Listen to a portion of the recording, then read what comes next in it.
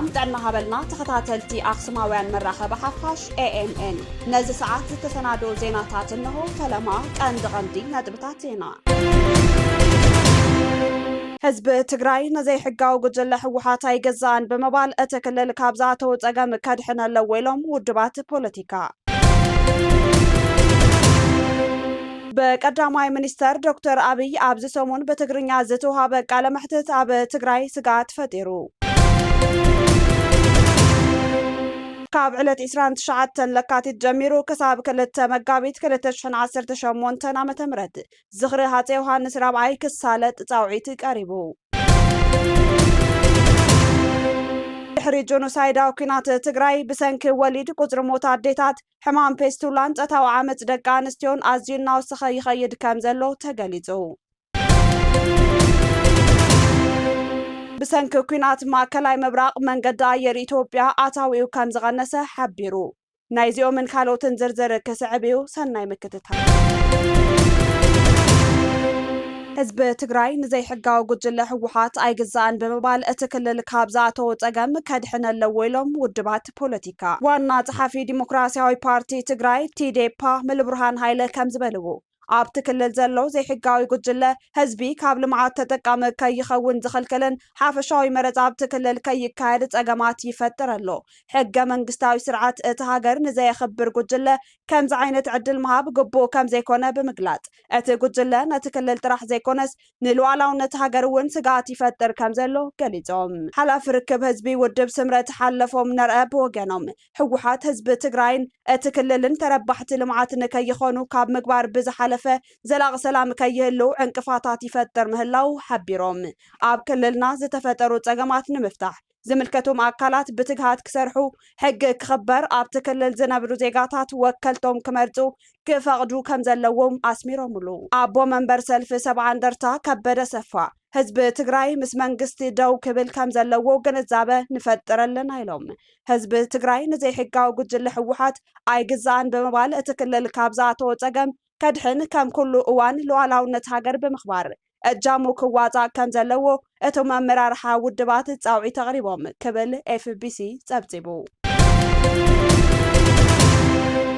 ቢሮ ጥዕና ትግራይ ብሰንኪ ሕፅረት ነዳድን ቀረባት መድሓኒትን ከቢድ ሃስያ ይበፅሕ ከም ዘሎ ገሊጹ ቢሮ ጥዕና ትግራይ ኣብ ሕፅረት ነዳዲ መድሓኒት ኣብ ዘጋጠመሉ እዋን ኣብ ስርዓተ ጥዕና ሃስያ የብፅሕ ከም ዘሎን ኣብ ትግራይ ብሰንኪ ከቢድ ሕፅረት ነዳዲ ምቁራጽ ቀረብ መድሓኒት ከምኡውን እናወሰኸ ዝኸይድ ዘሎ ፋይናንሳዊ እገዳታት ስርዓተ ጥዕና ትግራይ ኣብ ስጋት ምህላው ኣጠንቂቑ ንሰብኣዊ መሻርክቲ ለገስቲ ትካላት ሕቡራት ሃገራት ኤምባሲታት ከምኡውን ትካላት ጥዕና ዓለም ህፁፅ ፃዊት ድማ ኣቕሪቡ እቲ ቢሮ 26 መጋቢት 2018 ዓ.ም ዝቐረበ ጥርዓን ኣገልግሎት ምድሓን ህይወት ዳግማይ ክጅመር እንተዘይከኢሉ በሚልዮናት ዝቑፀሩ ሲቪላት ሕማምን ሞትን ሓደጋ ከም ዘጋጥሞም ብምግላጽ ቁልጡፍ ሃገራዊ ምትእትታው ክግበር ኣተሓሳሲቡ ዛዕባ ጥዕናን ክንክን ጥዕና ብመሰረት ሃገራዊ ሕጊ ሓለዋ ዘለዎ ኮይኑ ክቕፅልን በፖለቲካዊ ረቋሕታት ክጽሎ የብሉን ክብል ድማ ኣተሓሳሲቡ በመሰረት እቲ ቢሮ ኣብ መላእ ክልልና ብዘጋጠመ ወሳኒ ሕፅረት ነዳዲ ንህፁፅ ስርሒታት ጥዕና ብከቢድ ዕንቅፋት ከም ዝገበረ ይፍለጥ ዝበለ ኮይኑ ሕፅረት ነዳዲ ንዘለዎ ሃባ ግልጋሎት ጥዕና ኣብ ሓደጋ ኣእትይዎ ክብል ድማ ኣፍሊጡ በቀዳማይ ሚኒስተር ዶክተር አብይ ኣብዚ ሰሙን በትግርኛ ዝተውሃበ ቃለ መሕትት ኣብ ትግራይ ስጋት ፈጢሩ ቀዳማይ ሚኒስተር ኢትዮጵያ ብዝቐነ በትግርኛ ዝገበርዎ ቃለ መሕትት ንሰላም ዝዓለመ ይኮነን ናይ ኩናት ምድላዋቶም ምስ ወዱ ዘስምዕዎ ዘረባ እዩ ናይ ሕሉፋት በትግርኛ ዘካየድዎም ቃለ መሕትት ቀንዲ መበገሲ ዝኾኑ ሓቅታት እዮም ዝብሉ ስጋታት ኩናት ኣብዚ እዋን ኣብ መላ ማሕበረሰብ ትግራይ እናተዘረቡ እዮም ነዞም ወግዓዊ ቃለ መሕትት ቀዳማይ ሚኒስተር ዶክተር አብይ ኣሕመድ በትግርኛ ንድሕሪት ምልሲልና ክንሪኦም ክንፍትን ኣብ 2012 ዓ.ም ኣብ ከተማ መቐለ ምብፃሕ እንትገብሩ ንልምዓትን ዲሞክራስን ተስፋ ብምግባር ህዝቢ ምንፃፍ አንፂፉ ሰት ነስኒሱ እንትቕበሎም ኣብቲ እዋን ኣብ ዘስምዕዎ መደረ ኢትዮጵያ ብዘይ ትግራይ መኪና ብዘይ ሞተርያ ማለት እዩ ኢሎም እንተመሳጥርዎ ህዝቢ ተስፋታቱ ወሲኹ ብዕልልታን ጭብጨባን ተቐቢልዎም እንተብቅዕ ትግራይ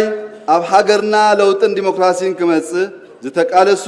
ዝተፈላለዩ ናይ ፖለቲካ ሓይልታት ህዝባዊ ድጋፍን ዕቁባን ዝረኸቡላን ናይ ኢህወደግ ውድባት ካብ ጸላእቲ ሓቢኣን ሓብሂባን ናብዚ ደረጃ ዘብፀት እያ ትግራይ ብዘይ ኢትዮጵያ ኢትዮጵያ ድማ ብዘይ ትግራይ ከም መኪና ብዘይ ሞተር ትርጉም የብሉን ኒሖም ዘራያት ብምዕዳም እታ ሞተር ዝበልዋ ዓዲ ቀዲሞም ከጥፍእዋ ግድ ነይርዎም ንህዝቢ ከተማ ኣክሱም ኣብ ሓደ ፀሓይ ልዕሊ 1000 ንጹሃት ተጋሩ ንድሮ ንክሰት ማርያም ጽዮን 2013 ዓ.ም ዝተኣከቡ ምእመን ጨፍጫፍ ተፈጺምዎም ነዚ ጨፍጫፍ ተኸቲሉ ድምፂ ማሕበረሰብ ዓለም ጆኖሳይድ ኢሉ ክኹንኖ ከሎ ኣይፋል ሰራዊትና ኣብ ሽረ ኣብ ኣክሱም ዓድዋ ዓዲግራት ሓደ ሰብ ኣይቀተለን ክብሉ ኣብ ፓርላማ ተዛረቡ ሁመራ ላይ አዲጎሹ ላይ ዳንሻ ላይ ሽራሮ ላይ አዳገራይ ላይ አድዋላ ላይ አድነብሪድ አዳሮ ሽሬ ሰለክለካ አክሱም አድዋ አዲግራት ዳጋሙ ዛላምበሳ መቀሌ አንዲት ከተማ አንድ ሰው አልገደለም መከላከያ የማንም ሀገር ወታደር ቢሆን ከዚህ በልጥ ብቃት ማሳየት አይችልም በጣም ዲሲፕሊንድ ጀግና ወታደር ነው ያለው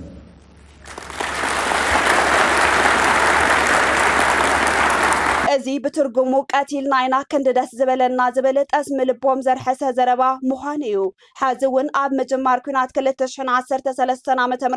በትግርኛ ቃለ መሕተት ዝገበሩ ቀዳማይ ሚኒስተር ኢትዮጵያ ሻዕብያ ዓዲምኩም ንትግራይ ንምውጋእ ትዳለውለኹም ዝብል ሕቶ ምስ ቀረበሎም እዚ ዓይነት ሓሳብ ዕብዳን እዩ ንናይ ኢትዮጵያ ህዝቢ ንትግራይ ንማለቶም እዩ ንዓ ኣዋቅዕና ክንብል ኣብ ታሪኽ ኣይነበረን ክህልውን ኣይኽእልን ኢሎም እንተብቅዑ ኣይህሉን ዝብል እምነት ይዘለኒ ወግ አይንሐስብን አይህልውን ዝብል እምነት አለኒ መንግስት ኤርትራ ንመንግስት ኢትዮጵያ በሐዋር ኮይና ንኢትዮጵያ ንውጋ ኢሉ ክጽውዕ ዝኽእል ኢልካ መሐሳብ በአሉ እዚ ኃጢአት እዩ ከመ ኢሎም እዮም ምስሓኩም ኮይና ህዝብኩም ንውጋ ዝብሉ ናቶም ንግደፎ ንህና ድማ መንግስት ኢትዮጵያ ንመንግስት ኤርትራ በጅኻና በሓደ ኮይና ንሃገረይ ንውጋ ኢሉ ከእድሞ ኣይኽእልን እዚ በታሪክ ሃገርና ኣይተረአን ንቅድሚው ቢነብር ዝብል እምነት የብለይ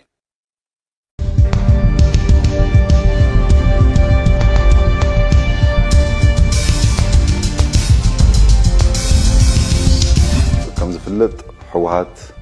ናብ መሬት ክወርድ ብዘይክእል ብሉይ ክለሳ ሓሳብ ዝተኣሰረ ውድብ እዩ ሕጂ ፀገም ኮይኑ ዘሎ ኣብ ከባቢ ወልቃይት ዝተፈናቀሉ ዝምልከት እዩ ኩናት ምድላው እናገበረ እዩ ይዝበሃል ወረታት ኣሎ ህዝቢ ትግራይ ሰላምን ልማትን ይግብዖ ሰላምን ልማትን ይፈቱ ሰላምን ልማትን ተቃሊሱ ዘሎ በአንጻሩ ዳግም ውግእን እንወትን አይግብኦን ዝብል ጽኑ እምነት ያለኒ እትጥሮ ፋይሊ ከም እብድ ከልቢ መስ መንሰይ ትግራይ ምስ አባላት ጸጥታ ትግራይ ምስ ምሁራት ዲያስፖራ ምስ መላህ ትግራይ ኣብ ከቢድ ቅርህነታት እዩ መንግስት ሻዕብያ ዘለዎ መርገጺ እንታይ ይመስል ሻዕብያ ስልጣን ክህዝ ከሎ ዳርጋ ልዕሊ 300 ፋብሪካታት ኣብ ኤርትራ ነይረን ሎሚ ዳርጋ ኩለን ዓንየን ሓንቲ ዩኒቨርሲቲ ነይራ ኣስመራ ዩኒቨርሲቲ ትበሃል ንሳውን ተኣጽያ ተገልቢጦም ብጣዕሚና ነመስግን ህዝብን መንግስትን ኤርትራ ብምባል ኣይኣተውን ዝበልዎ ሰራዊት ምእታውን ዝደለይዎ ስለ ዝገበረሎምን ኣመስጊኖም እዮም ሻዕብያ ኣብ መላ ትግራይ ንጹሃት እናቀተለ ደቂ ኣንስትዮ እናደፈረ ትግራይ መሬት ሓዘን ገይርዋ እዩ እሞዳ ዘረባ ቀዳማይ ሚኒስተር ብግልባጥ እዩ ዝብል ትርጉም ተዋሂብዎ ካብዚ ዛዕባ ከወፃና ሻዕብያ ኣብ ትግራይ ግፍዒ ይፍጽመሎ ሰራዊቱ ካብ ትግራይ ይውፃእ ዝብሉ ሚድያታት ደገን ሰልፍ ተቃውሞ ዲያስፖራ ተጋሩን እናበርትዐ ምስከደ ድማ ፍጹም ሰራዊት ሻዕብያ ኣይኣተውን ካብ ምክትል ኢታማዦር አበባው ታደሰ ክሳብ ነበር ወፃኢ ጉዳይ ሚኒስተር ዲና ሙፍቲ ባዕሎም ክቡር ቀዳማይ ሚኒስተር ዶክተር አብይን ሰራዊት ሻዕብያ ኣብ ትግራይ ግፍዕታት መፈጻውን ምእታውን ክሓዱ ነዚ ዝጻረር ሓቂ ድማ ኣብ 2018 ዓ.ም ኣብ ጉድ ዝረኸባን ጨብጫቢ ፓርላማ ኢትዮጵያ ተረኺቦም ቀዳማይ ሚኒስተር ዘረበኦምን ተቐጽሉ ምስ ስርዓት ሻዕብያ ቀንዲ ዘባሰና ኣብ ትግራይ ንጹሃት ብምቕታል ካብ ሽረ ክሳብ ዓዲግራት ንዝገበሮ ኣነዋሪ ተግባር እዩ ክብሉ ባዕሎም ዓዲሞም ዘተውዎ ሰራዊት ብምስጋናን ቀለበትን ብቁርሲ ቡንን በለስን እናተቋደሱ ዝፈጸምዎ ተግባር መሊሶም ክኽሕድዎ ተሰሚዖም ኢሉ እውን 30 ጥሪ 2018 ዓ.ም ሰራዊት ሻዕብያ ካብታ ደጀና ኣይኮነትን መስሕባታ ኩሎም አብሪስና ያይና ዕላማና ሰኺና ኢና በሻሻ ጌርና ያይና ኢሎም በሰራዊት ትግራይ ኣብ ሰራዊቶም ብዝተወሰደ ስጉምቲ ገዲፎም ማዝሃደሙ ዓዲ ውፃእ ሰራዊት ሻዕብያ ካብ መሬት ኢትዮጵያ ክብሉ ይስምዑለው 25 ለካቲት 2018 ዓ.ም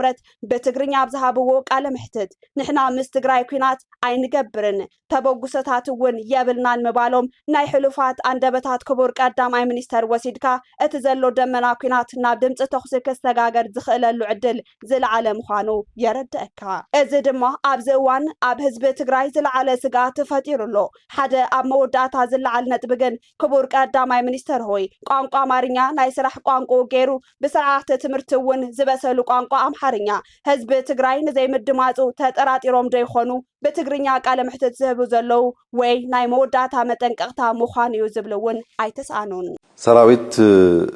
ኤርትራ እዚ ሰሜን ስለዝተጠቀ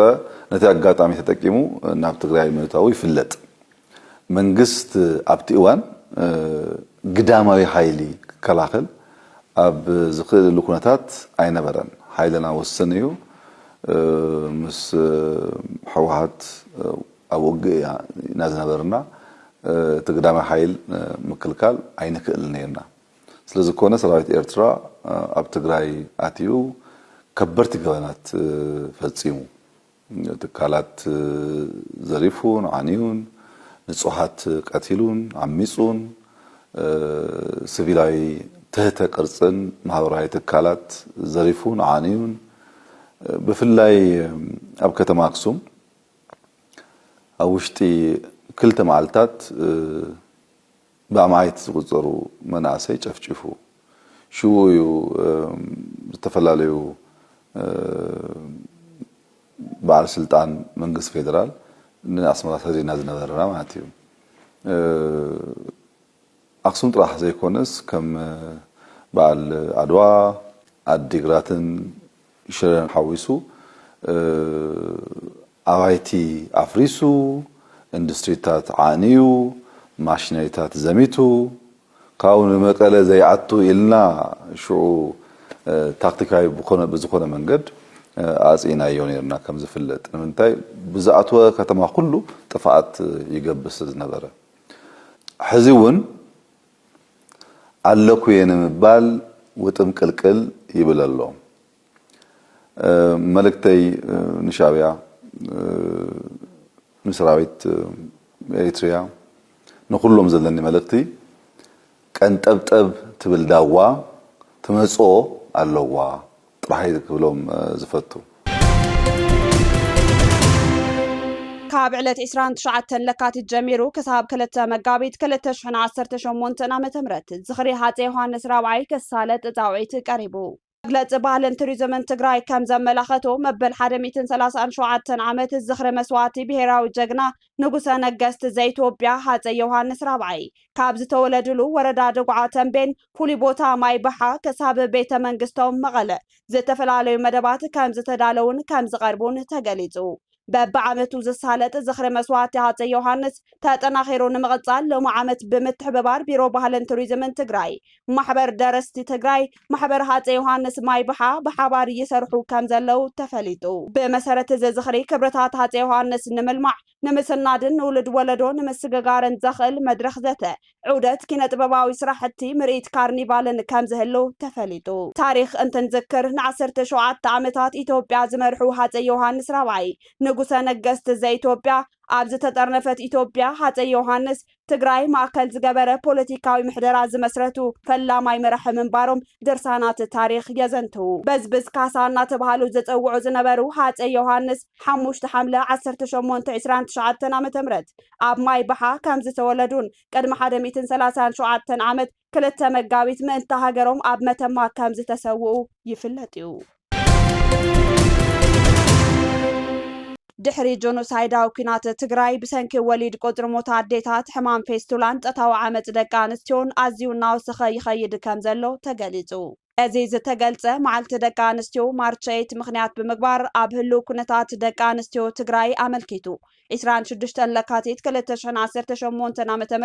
ኣብ ዝተሳለጠ መድረኽ ዘተዩ ብብርኪ ዓለም ንመበል 115 ግዜ ብብርኪ ትግራይ ድማ ንመበል 50 ግዜ ዝኽበር መዓልቲ ደቂ ኣንስትዮ ማርች 8 መሰረት ብምግባር ማርች 8 ንኹለ መዳይ ሕዌትን ተጠቃምነትን ደቂ ኣንስትዮ ትግራይ ብዝብል መሪ ሓሳብ ኣብ ትግራይ ዝኽበር እንትኸውን 26 ለካቲት 2018 ዓ.ም ብጥምረት ደቂ ኣንስትዮ ዝምራሕ ዘተ ተሳሊጡ እዩ ኣብቲ መድረኽ ዘተ ተረኺበን መኽፈቲ መደረ ዘስምዓ ሓላፊት ቢሮ ጉዳይ ደቂ ኣንስትዮ ትግራይ ወይዘሮ ኪሮስ ሓጎስ መዓልቲ ደቂ ኣንስትዮ ብዝተፈላለዩ ምድላዋት እናተኸበረ ከም ዝመፀን ከም ውድድራት ብሽክሌታን ፓነል ምይይጣትን ነቲ በዓል ዘድምቑ ምድላዋት ከም ዝኾኑ ገሊፀን ሓላፊ ቢሮ ጥዕና ትግራይ ዶክተር ኣማኑኤል ሃይለ ብወገኖም ኣብ ደቂ ኣንስትዮ ምስ ጥንስን ሕርስን ካንሰር ኣፍ ደገ ማህፀን ናይ ጡብ ማህፀንን ጾታ መሰረት ዝገበረ ጥቃትን ተተሓሒዙ ኣብ ዘቕረብዎ ጽሑፍ ድሕሪ ጆኖሳይዳዊ ኩናት ትግራይ ብሰንኪ ወሊድ ቁጥሪ ሞት ኣዴታት ሕማም ፌስቱላን ኣዝዩ ከም ዝወሰኸን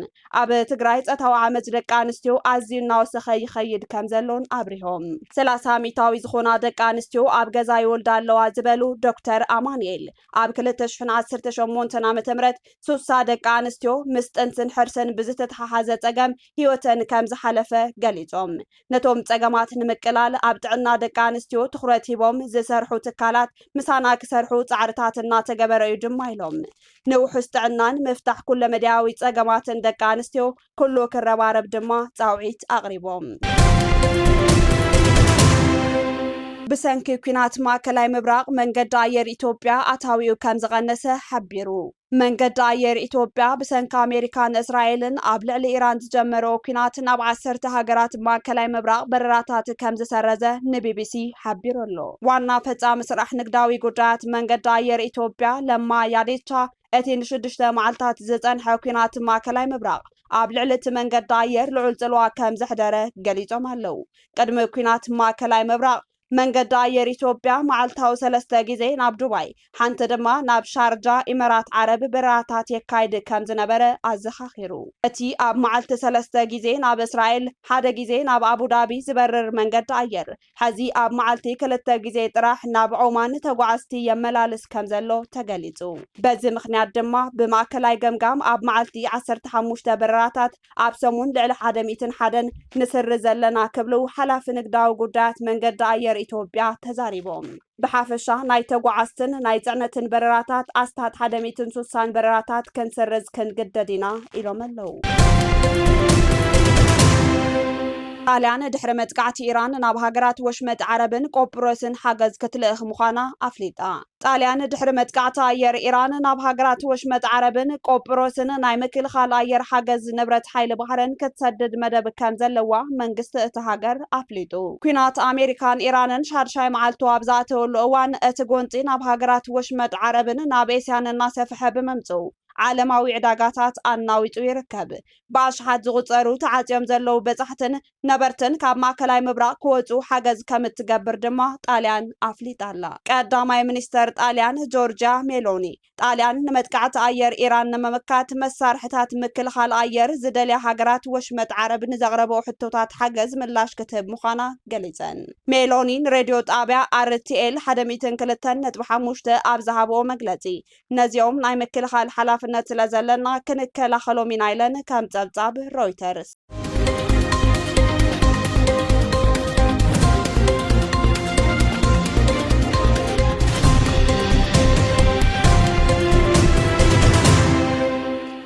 ካብ ኣኽሱማውያን መራኸቢ ሓፋሽ ናይዚ ሰዓት ዜናታት ክትከታተሉ ጸኒሕኩም ንምክትታልኩም ነመስግን ምስ ዝተረፉ መደባትና ሰናይ ግዜ